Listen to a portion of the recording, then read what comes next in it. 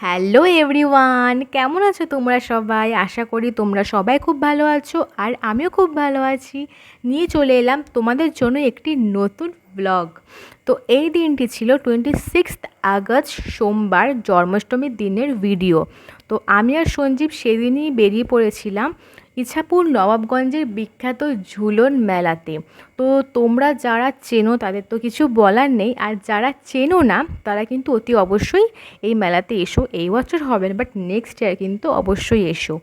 তো সেদিনকে সঞ্জীবের সময় হয়েছিল বলেই আমরা কিন্তু মেলাতে এসেছিলাম।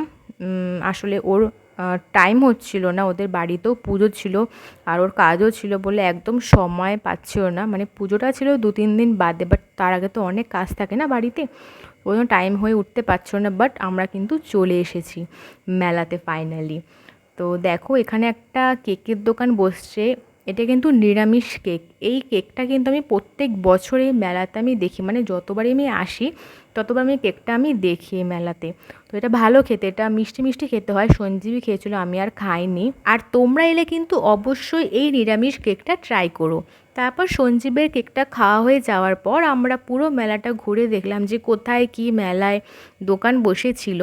অনেক দোকান বসেছিল, বাট আমার সেমন কিছু কেনার ছিল না বলে আমি আর কিনিনি। কিন্তু মেলাতে এলে না আমার খুব খেলনাবাটি কিনতে ইচ্ছা করে ছোটোবেলার মতো এখনও। কিন্তু সঞ্জীব বলে যে এখন খেলনাবাটি খেলার বয়স না, এখন সত্যিকারের খেলনাবাটি খেলার বয়স। তো যাই হোক, তো আমরা পুরো মেলাটা ঘুরে ঘুরে দেখার পর আমরা চলে এলাম ঠাকুর বাড়িতে।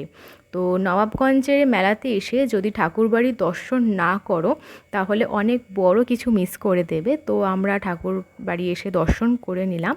করার পর তারপরে দেখো আমাকে এখানে চন্দন পরিয়ে দিচ্ছিল, সঞ্জীব ভিডিও করে দিচ্ছিল আমাকে।